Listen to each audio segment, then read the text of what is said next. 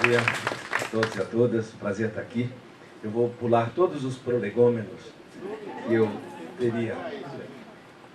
Você me ajuda, passando? Eu sinalizo para você. Por esta razão, estando baseado em um texto, ele está muito textual.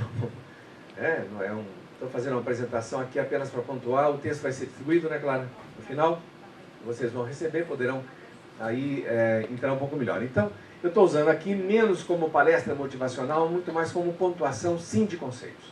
Então, não se preocupe, não é tudo assim, não, mas é só o conceito de currículo que eu estou colocando como uma preliminar e quase que propositalmente enchendo a tela toda, né? Quase que a dizer que o enunciado sobre a qualidade da educação e o enunciado sobre o currículo, não há palavras que esgotem o alcance. Né?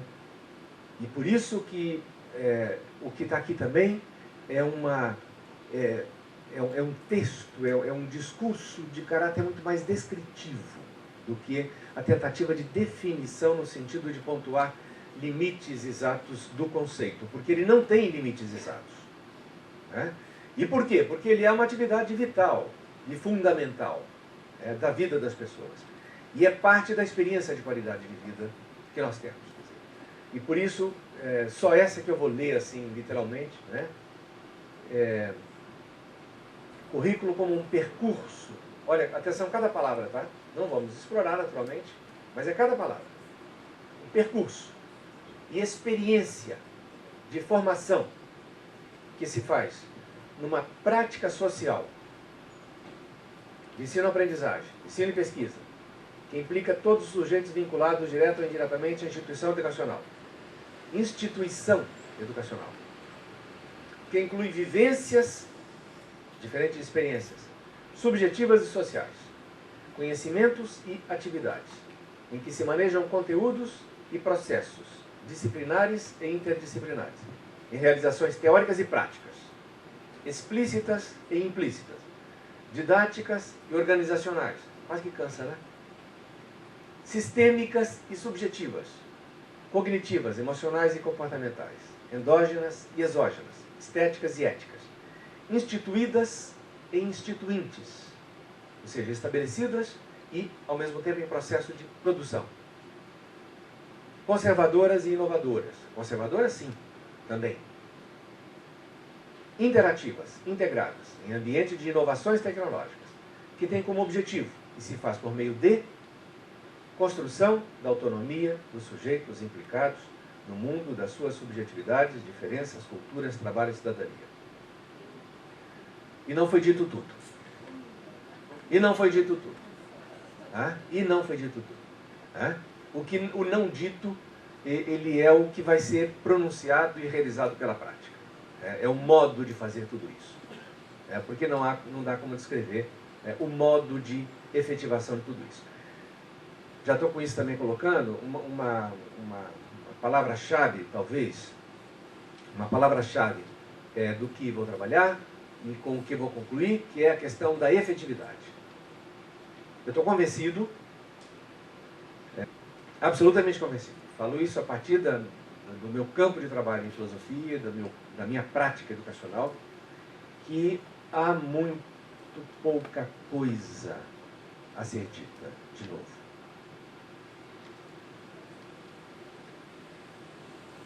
Praticamente, dadas as circunstâncias, tudo que deveria ter sido dito, poderia ter sido dito, já o foi. Isso não significa que nós vamos abandonar o discurso. Nós vamos renunciar à linguagem. E nós vamos abrir mão da comunicação e da insistência da enunciação, como disse bem o César Caligari aqui. É preciso, sim, dizer e redizer, enunciar e reenunciar, para que o pronunciamento nos mantenha a nossa compreensão e a nossa disposição de trabalho, política e ética, povoada com esses significados, que dão, digamos, que são as referências da nossa prática. Mas tudo isto é nada, é vazio, é zero, se não se realizar, se não se efetivar. Então, Acho que esse é um norte importante, essa é uma trilha importante da minha reflexão aqui hoje, agora com vocês. Tá?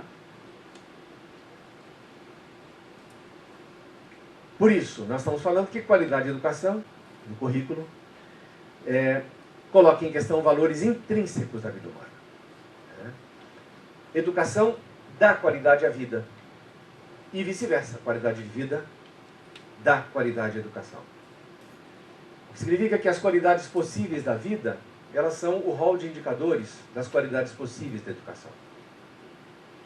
Qualidade de educação implica valores intangíveis. Eles são factíveis. O intangível não significa não factível. O intangível significa apenas que, no limite, eles são incontroláveis. Porque no limite também eles são impronunciáveis. Aquilo que já estávamos dizendo. E requer que nós manejemos a linguagem para nos referir a ele frequentemente, uma linguagem metafórica, uma linguagem insinuativa, uma linguagem tangencial, dada a impossibilidade de dizer pontualmente e claramente tudo o que está em questão. Significa também que nós estamos, esse é o trabalho no campo da educação, nós trabalhamos com probabilidades e não com determinações. Nós operamos e manejamos probabilidades de aprendizagem, probabilidade de formação, e não certezas e determinações. Importante observar que o nosso tema, qualidade de vida, é um tema forte e explícito, principalmente a partir dos anos 90, 1990, por várias razões, principalmente podemos identificar as grandes ameaças e oportunidades que estiveram relacionadas ao processo de globalização, ao processo do relacionamento crítico, que chegou a um ponto crítico com a natureza, e dos processos de transformações no exercício da vida pessoal, no exercício da subjetividade. A subjetividade veio ao centro da vida cultural, e nós, seres humanos, na cultura contemporânea, não estamos aprendendo. Por mais que ela tivesse entrado na história da cultura já faz 5 séculos pelo menos, de uma maneira decisiva, nós estamos ainda aprendendo a lidar com a subjetividade, com esse campo, com essa dinâmica complexa, difícil e exigente,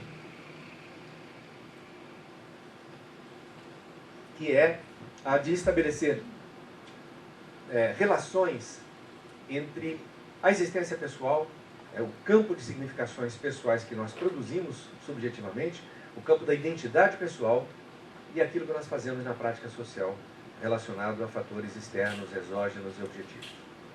Eu estou falando isso de nós profissionais, não estou nem mencionando o problema da subjetividade dos nossos alunos, que esses sim se debatem com experiências emergentes de subjetividades e, na maioria das vezes, em boa parte das vezes, com grandes atrapalhações, com grandes tropeços, porque há ainda um processo de aprendizagem desse tipo de vivência. E nós temos a responsabilidade também de trabalhar com isso. E isso é parte do nosso currículo, não é só cognitivo, portanto. E, portanto, também a última ameaça e oportunidade é as transformações na vida econômica, social, política e cultural. Uma ressalva importante. Sempre daqui para frente, que falarmos de qualidade, ter ou ser, não estaremos falando de bom funcionamento. O ideal de qualidade, ele se realiza na prática, porém, a prática não se identifica com funcionamento. Então, só para lembrar que as escolas nazistas funcionavam muito bem. Funcionavam muito bem. Mas, portanto, a nossa questão não é funcionar bem do ponto de vista estritamente funcional. Então, saímos do primeiro ponto, que são algumas preliminares de referência, e vamos agora entrar na ideia da qualidade social da educação. Então, do ponto de vista conceitual, vamos deixar isso claro. Existe uma tensão entre qualidade e quantidade, mas não exclusão. Os dois conceitos são reciprocamente includentes e exigentes. Só uma lembrançazinha, Kant diz: dê-se a um homem tudo o que ele deseja. Ele, apesar de tudo, naquele mesmo momento, sentirá que esse tudo não é tudo. O que não é tudo que está dentro do tudo? Aquilo que é impronunciável. E que é, sem dúvida, não o mais quantidade, mas o mais qualidade. Pelo menos no conceito de Kant. Moral da história: de tudo que é bom, qualidade, desejamos mais, sim, quantidades. Mas principalmente melhor, mais qualidade. Gramsci tem uma frase importante a esse respeito. Desenvolver a qualidade, temos que desenvolver a qualidade, por outro lado, pelo único modo no qual está o desenvolver imensurável, a quantidade. Então, só para dizer o outro lado da história. É a quantidade também que qualifica a qualidade. Se formos pensar na história da qualidade, nós temos aí referências importantes postas desde o século XVI. Valores como liberdade, igualdade, subjetividade, democracia e propriedade, ainda que tenham sido reduzidos devido a um projeto de natureza particularista, de interesse de classe, de jogo de classe, esses conceitos, eles são conceitos de referência que estão presentes e, naturalmente, que nós temos que ultrapassá-los, mas não descartá-los, incorporando-os numa nova ordem, numa nova referência de qualidade. Dentro deste, atenção, dentro deste grande, digamos, paradigma, que é ainda o dominante, dentro do qual nós estamos, que é o paradigma moderno, os dispositivos educacionais predominantes e típicos,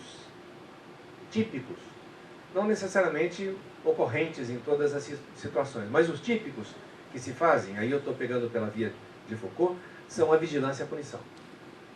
A gente vigia e pune para controlar os objetivos propostos. Naturalmente, estamos nesse ponto, sim, necessariamente, descartando vigilâncias e punições, e não incorporando para ter outros dispositivos, outros modos educativos de realizar o acompanhamento para a efetivação daquilo que nós nos propomos.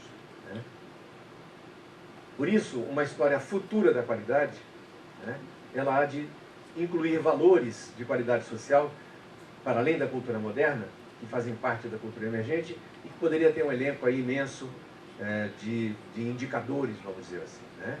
A preservação e restauração da diversidade biológica, dignidade e respeito, liberdade, justiça, igualdade, solidariedade, intersubjetividade, direito e função social da propriedade, democracia, sustentabilidade, etc. E as práticas educacionais requeridas para a transmissão e desenvolvimento desses valores hão de ser, agora sim já estamos no nosso campo, o cultivo da liberdade e da dignidade inerentes a toda pessoa. Significa trazer o conceito de honra e a obrigação do respeito. E o cultivo da consciência moral e cognitiva acerca das responsabilidades comuns. Aí sim, agora estamos no nosso campo. No meio do caminho, tinha uma pedra. Essa pedra se chamou qualidade total. Que eu considero uma apropriação indébita do conceito de qualidade, que atravessou aí a nossa história. Alguns caíram nessa armadilha. Eu estou me referindo ao livro da Cosette, que está aqui, Cosette Ramos, 94. Plena era Collor, não era muito diferente que se pudesse esperar. Mas é preciso fazer uma limpeza, fazer uma desconstrução desse conceito, ainda que rápida, porque ele atrapalha. Nós ainda temos. Eu espero que em breve a gente não precisa mais fazer isso. Ele já fique para trás da história. Porque foi uma apropriação indébita. Então nós estamos restaurando, resgatando, reapropriando esse sequestro do conceito que foi feito de uma maneira tão enviesada. Que tinha como premissa, que era ambivalente, caso contrário não teria enganado muitas pessoas, tinha como premissa ambivalente a busca da perfeição, sim. A qual foi sempre um imperativo ético. Buscar a qualidade total, se é que esse nome diz isso, representa buscar a perfeição, a excelência, tudo bem, isso sempre foi um imperativo ético. Entretanto, limites. Foi um jogo de interesse econômico de uma classe. E reduziu a qualidade a um rol de competências mensuráveis no mundo do trabalho. Produziu perdas, reduziu o mundo do trabalho a um mercado de trabalho. Trouxe alguns ganhos, pautou o tema do desenvolvimento tecnológico administrativo pautou priorização da educação nas políticas públicas, ainda que de modo enviesado. Deslocou, no momento que deslocou para a educação, gerou esse equívoco da qualidade total em educação. Não que nós não desejemos a perfeição dos processos educacionais, mas não desse modo, não por esse viés. Naturalmente, inevitável a associação com a teoria do capital humano, na década de 60, de Schultz, né? E que sabemos muito bem, reduziu a educação a um mero instrumental do processo de desenvolvimento econômico, processo de desenvolvimento econômico esse, por sua vez, inteiramente voltado aos interesses de uma classe, e não numa perspectiva universal. E deu como um derivativo, que tem algumas vantagens também, o conceito de responsabilidade social e ética empresarial. Mero derivativo. Mas há marcos históricos que esses sim vieram para ficar, né? Um deles, a Declaração Universal dos Direitos Humanos da ONU, de 48. Isso como parte desse conjunto de ideias acerca da qualidade que povoam e devem povoar o nosso imaginário e a nossa disposição, né, na história mais recente. E, sobretudo, a marcação forte do primeiro artigo dessa Declaração Universal. Todos os seres humanos nascem livres e iguais, em dignidade e direitos. São dotados de razão e consciência e devem se comportar fraternalmente uns com os outros. Aí temos um marco da maior importância, né? Um outro marco importante, Relatório Delors, aqui eu vou passar rapidinho, porque todos já conhecemos isso, né? Mas só chamar a atenção, que tinha um diagnóstico, principal do diagnóstico do Relatório Delors, profunda degradação das condições de trabalho dos professores. Uma solução proposta, priorização da melhoria da qualidade do trabalho dos professores.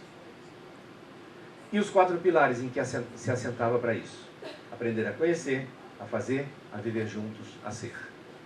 Então, não nos esqueçamos nem da Declaração Universal, nem do Relatório Delors. Ele foi atropelado pela história, infelizmente, né? E não se aproveitou bem. Foi atropelado pela onda das competências, que é um derivativo secundário e atrasado do conceito de qualidade total. Outra referência importante, né? O Conselho da União Europeia.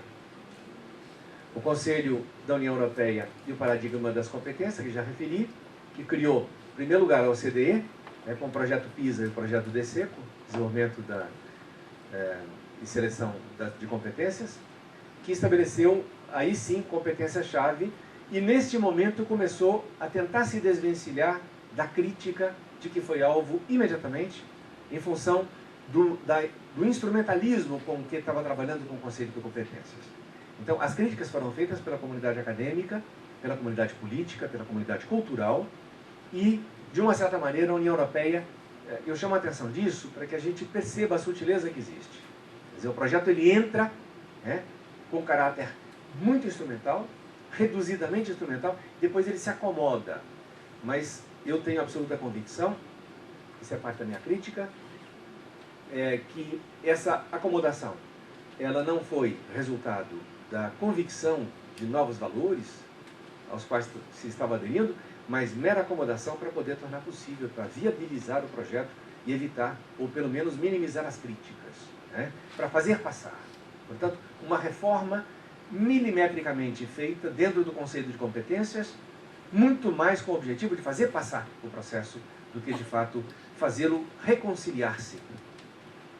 Atenção, fazê-lo reconciliar-se com os consistentes propósitos da qualidade de vida na educação e da vida social. Tá? Então, tem aí competências-chave que foram desenvolvidas, vocês poderão explorar isso melhor dentro do texto. Do mesmo modo, mais à frente, a própria União Europeia, agora já em 2006, ela retoma o conceito de competência-chave, sai daquela ideia inicial que era muito extensa, das 27, e agora simplifica em 8 competências-chave. Agora a gente já sente muito mais familiaridade.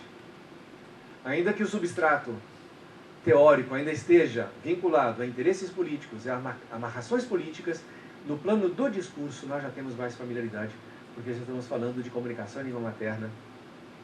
Esse materna abrange até Libras, estava vendo no projeto de vocês, né?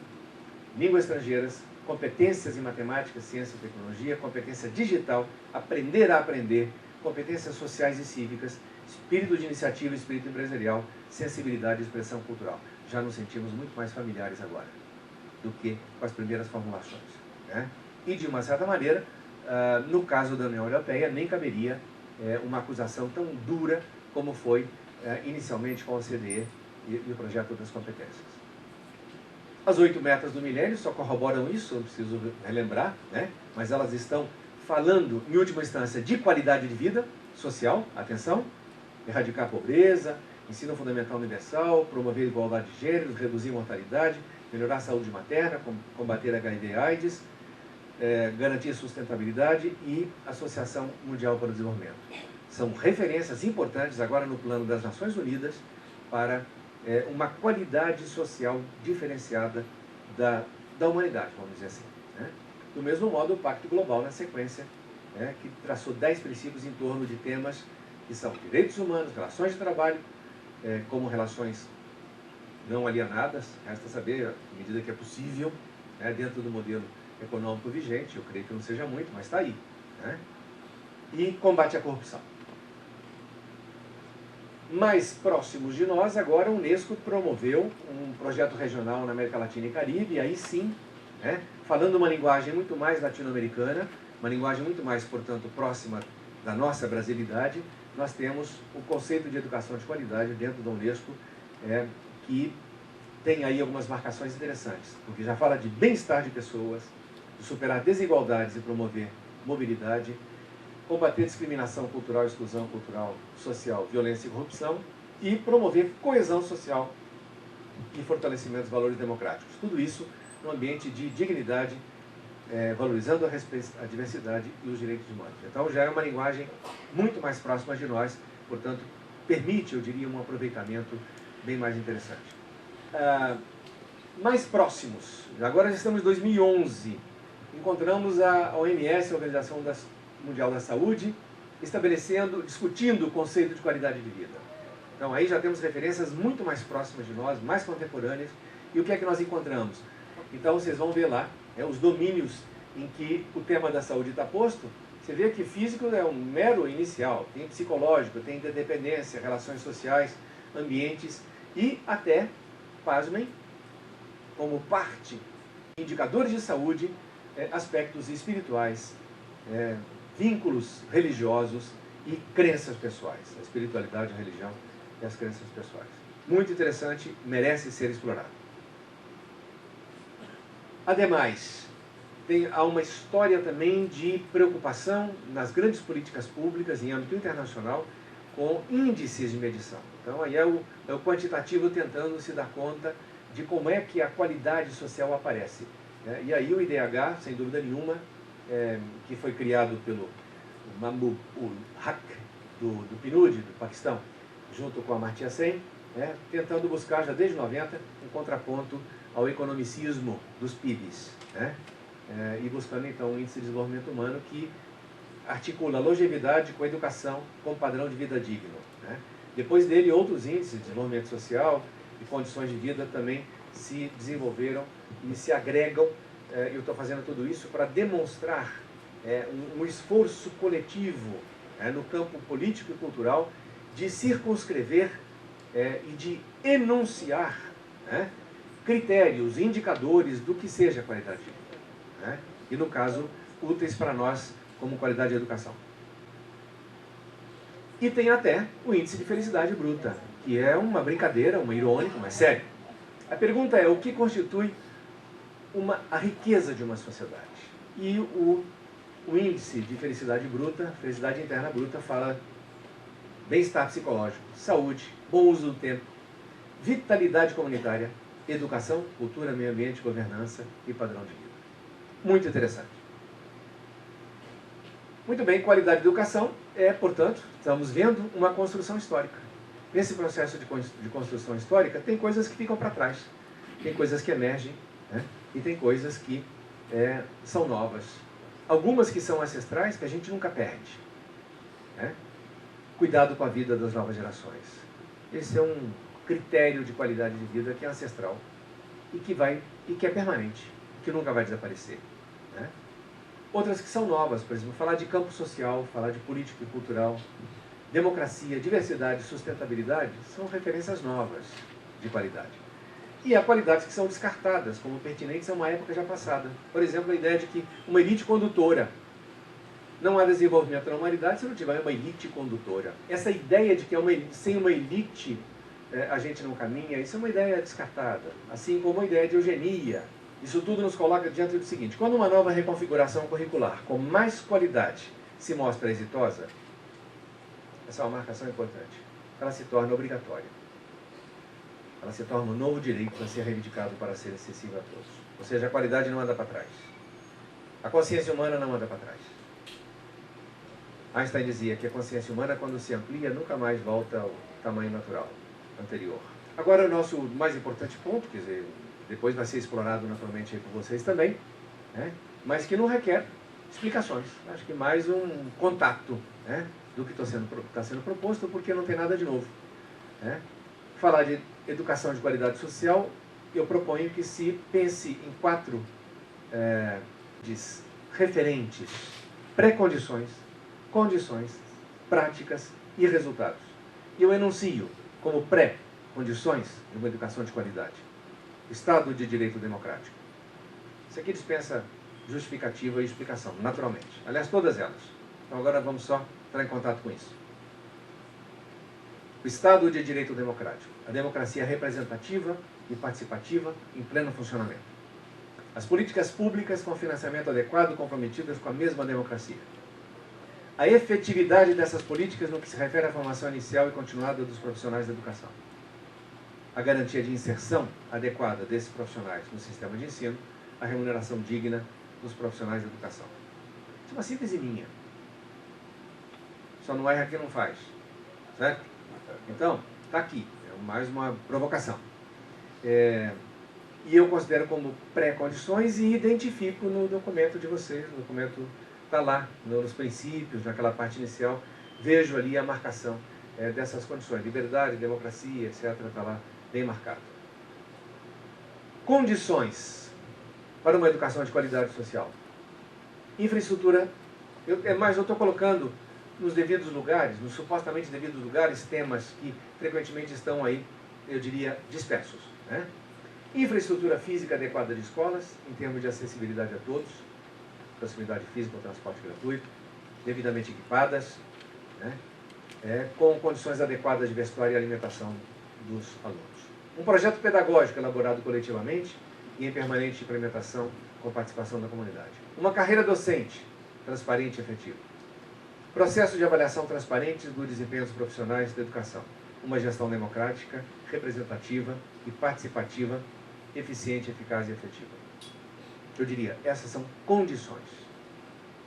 As práticas de uma educação de qualidade. Começa a ficar mais complexo, né? Por quê? Aí estamos falando, de novo, né, dos exercícios cotidianos do currículo em determinadas condições. Tempo integral, que mobilize todos os sujeitos e recursos, constituindo um ambiente educativo, etc, etc. Talvez pudéssemos até trazer o conceito de currículo para dizer isso, realizar isso. Experiências de descoberta e construção coletiva, que é quase um derivado do conceito de currículo, né, que despertem e estimulem potencialidades dos alunos, que permita a comunidade educativa ser também uma comunidade aprendente, que representem cada sujeito e cada grupo, que respeitem cada sujeito e cada grupo em suas identidades de gênero, tema que também está muito forte no programa. Paulo Freire diria, assim como ele disse que a educação não apenas visa a liberdade, mas ela deve ser ela própria uma prática da liberdade, podemos dizer, parafraseando, que a educação deve ser também uma prática da dignidade, uma prática do respeito, uma prática da justiça, da solidariedade, da cidadania, da arte, da responsabilidade, amizade e democracia. Pequeno excurso. Maria Malta, que eu não sabia que virá pela Fundação Carlos Chagas, ela pergunta: você acha que uma escola boa é aquela em que? E ofereceu 23 atributos, que seriam supostos indicadores de qualidade. O atributo menos valorizado pelas famílias e pelos sujeitos participantes foi perto de casa. É o que menos importa. Olha só. Contrário a muitas políticas que preocupam-se inicialmente em, talvez por causa de uma confissão do problema da imobilidade social dos grandes centros urbanos. O reconhecimento da imobilidade. Né? Mas não é isso que as famílias e que os próprios estudantes esperam. O menos valorizado foi ser perto de casa. O mais valorizado foi que os alunos gostem de aprender. Onde os alunos sejam bem tratados, não importando sua condição de cor social. E que prepare os alunos para a cidadania. Que consciência fantástica. Que consciência social, que consciência de qualidade extraordinária essa pesquisa revela. Finalmente, resultados de uma educação de qualidade. O que nós queremos? Não estou reduzindo a um projeto de política de resultados, né? Mas sim, pensando que não podemos deixar de ter em vista o que é que nós pretendemos como resultado. E aí podemos elencar a série é grande, né? Mas a formação com todas as suas qualidades, né? A inserção no mundo do trabalho, o exercício da cidadania, a experiência de convívio social e de solidariedade, que a escola siga ela própria aprendendo, que os profissionais da educação nela atuantes tenham se apropriado mais e melhor de sua identidade pessoal e profissional, que a escola tenha gerado sujeitos conscientes, livres, responsáveis, etc. Que tais sujeitos sejam capazes de se apropriar também das instituições das quais eles vão participar ao longo e no futuro da sua vida. Que tais sujeitos sejam capazes de se reconhecer como unidades da humanidade. E que sejam capazes de estabelecer um duplo vínculo, de aceder aos legados disponíveis culturais universais e, por sua vez, deixar um legado singular à cultura e à universalidade. Se fizermos um balanço crítico desse quase excesso de palavras, inclusive minhas, o excesso de pronunciamentos e a falta de efetividades práticas, nós podemos dizer exatamente isso. A história da qualidade social da educação nos diz que não falta consciência, não falta discurso, não falta projetos. Mas a efetivação é que está em condições críticas. Portanto, se requer um compromisso pedagógico e político pela efetividade das políticas públicas, democráticas, em todos os seus dispositivos, quantitativos e qualitativos, como meio de efetivação da qualidade social da educação. Era isso que eu tinha a trazer para vocês, trazendo uma frase de um médico, filósofo, teólogo francês, François Rabelais, que dizia o seguinte: conheço muitos que não puderam quando deviam, porque não quiseram quando podiam. Uma frase que tem se lido ao revés. Quando pode, quando a gente pode, que a gente queira. Que amanhã pode ser que a gente deva e já não possa mais. Uma frase de efeito, mas não menos verdadeira. Não menos verdadeira. Então, redizendo o excesso de palavras, nós temos já um excesso. O que efetivamente nos faz falta mais não é de novo compreender, não é de novo explicar, embora tudo isso seja indispensável. Eu estou dizendo isso, eu sou insuspeito, eu sou filósofo, eu vivo de reflexão e de pensamento e de palavras. Não vivo só profissionalmente, mas vivo existencialmente. Então, não é por isso. A palavra, o conhecimento, a compreensão são indispensáveis, mas muito mais importantes do que isso, de fato, fazer com que os projetos cheguem a um bom sucesso, a um bom êxito. É isso que eu tinha a trazer para vocês. Prazer.